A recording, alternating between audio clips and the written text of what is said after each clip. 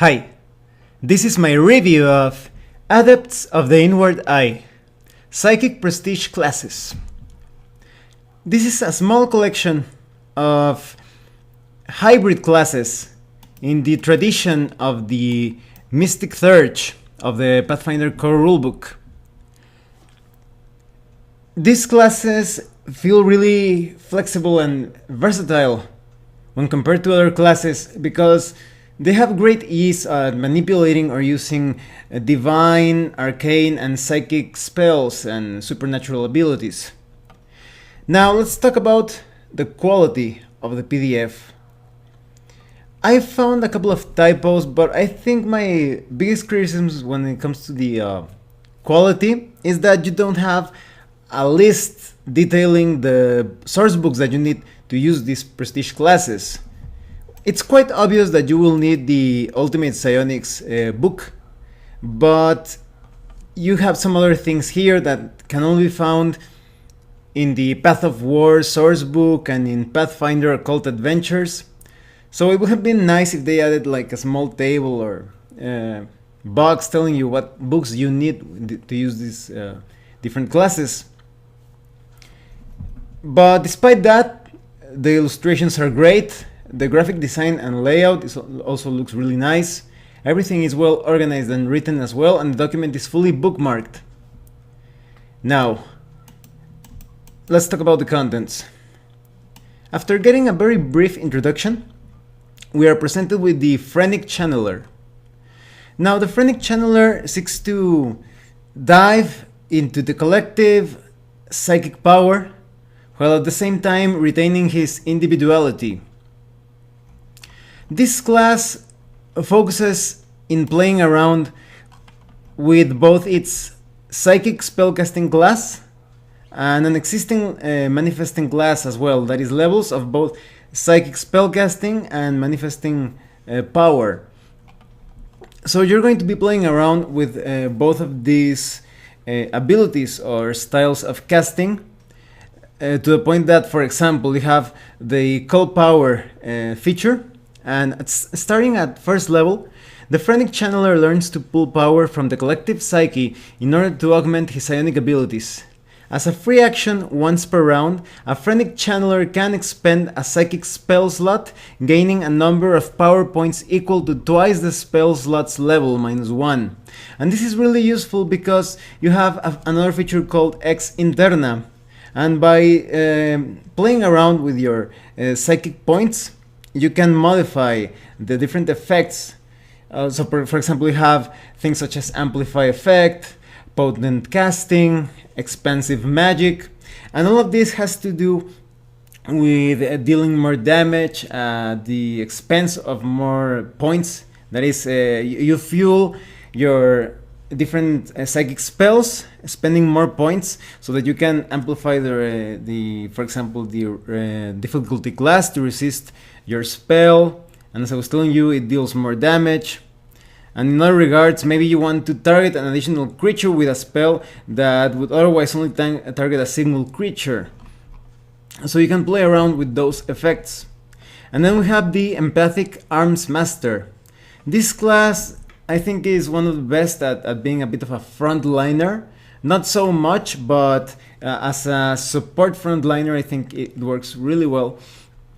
Now, the Empathic Arms Master is all about reading your opponent's emotions. It's all about tracing the opponent and the aura of your target, so that you can have advantages related to attack and defense when fighting up close and personal with them. Of course, you could also apply this to certain ranged attack situations, but I think it works best with fighting up close and personal. And you can even, let's say, infect or contaminate your opponent with different empathic afflictions. So you can get your opponent angry, or you can deceive your opponent, or you can cause fear or hatred, or maybe a melancholy, and all of these will generate different status conditions and penalties in combat, and that is against your opponent. And so it feels a bit like a debuffer type of character. So this is a character class that you want to focus on that enemy that seems more threatening or powerful. And then you have the ocular and lightner. Now this class is all about the third eye, about piercing illusions, about seeing things with clarity and perceiving everything quite perfectly. So this class specializes in fighting against invisible opponents, those that handle illusions or space displacing effects. So that's going to be really useful against them. And even higher levels, you have a feature that you can ignore damage reduction, so it kind of feels like you have such a perfect perception of your opponent's weaknesses that you can go beyond that damage resistance. And then we have the godmind. And this feels a bit like a hybrid of cleric with psionic character. So you can play around combining with these divine and psychic effects as it is needed by the situation, because you have a feature known as channel divinity. And this allows you to modify your effects and powers because, for example, you have liberated manifesting. The God Send does not provoke attacks of opportunity for manifesting powers until the end of his next turn. Or you have Holy Blaze. All of the godmind's powers deal untyped holy damage rather than their normal type of damage until the end of his next turn. Many of these classes feel a bit like they are jugglers, playing around with their different styles of casting. And then you have the Reverend Dreamer, and this feels a bit like a mirror version of another class that I will talk about in a few minutes, known as the Esoterics Scholar. So the Reverend Dreamer feels a bit like you're going to sacrifice some of your divine spellcasting in favor of your psychic spellcasting, and vice versa. It depends. It's all depends on how you handle the mystic invocation feature. And then we have the Esoteric Scholar, and this one is, as I was telling you, it's kind of like a mirror version of the Reverend Dreamer, because the Esoteric Scholar focuses in sacrificing or expending arcane powers in favor of psionic spells. And this is through the Harmonic Arcana feature. And both of these classes have strong advantages when they reach higher levels, because, for example, when it comes to the Reverend Dreamer, the Enlightened Faith actually allows you to substitute a divine focus component for any somatic, verbal, thought, or emotion components for all divine and psychic spells that they cast. And in the case of the Esoteric Scholar, you have the feature of Cosmic Pattern. So at this point, the knowledge of magic of the Esoteric Scholar enables him to utilize spells to a degree of strength beyond that of his ken. His caster level for all spellcasting classes he possesses is increased by 4. In addition, when casting a spell, the Esoteric Scholar may increase the spell's effective level by 1 or 2. So as you can see, both of these classes seem a bit similar in juggling the different arcane, divine, and psychic spells or effects. And then we have the Combat Wonderworker, and this class is another frontliner. And this is probably my favorite prestige class of the entire PDF, even though it only has like 5 levels of experience. And this is because at the highest level, this class transforms its magical attacks into something more mundane, to the point that your abilities related to your psionic or that is manifesting class or your other existing spellcasting levels, they are not affected by anti-magic fields or null psionic fields, so that's really useful. And then we have the Twofold Sage, and this is probably, in my experience, this is probably the only class that effectively combines two spellcasting classes of the same type. That is, if you were wanted to play like a wizard sorcerer type of class, the Twofold Sage is perfect for that, because, for example, you have this feature of the Sage's Gift, in which you could have learned the same spell for your sorcerer class and for your wizard class, let's say Acid Arrow, and when you cast or prepare that spell, it is treated as one level lower for all purposes. So this is really useful in case you want to use your higher level spells for some other more powerful effects. You could take this spell that you have learned twice and use it as a lower level spell. So this is all about freeing spells at, slots at higher levels. And you have some other ways in which you can manipulate your different spells and abilities, such as augmentation knowledge, expanded reserves, favored enhancement, focused forces, and all of those are ways in which you can modify the spells that you cast. And then you have the Grand Unifier.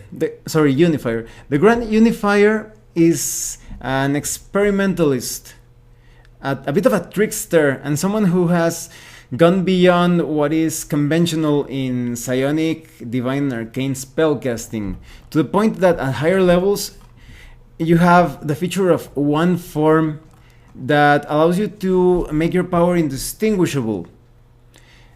So it can no longer be defined what you are casting. If you are constantly facing opponents that have different fields and effects and protections that work against some sort of psychic effect or divine effect or arcane effect, you can bypass that type of protection because your powers cannot be categorized in any of those areas.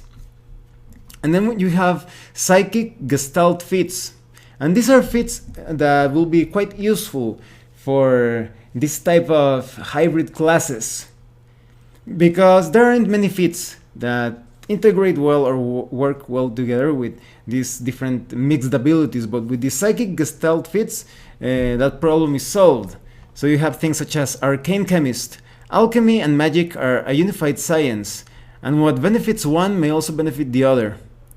And you have dualistic spontaneity. You blend two erratic fonts of power, utilizing one force to harness the might of the other. And you have mind of magic. Psionic and magical power blend together seamlessly in your body, fluidly adjusting themselves as needed. And near the end of the document, you have psychic gestalt character building rules.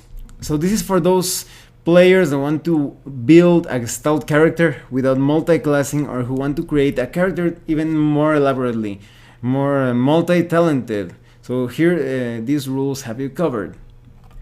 Now let me tell you what I think of Adepts of the Inward Eye.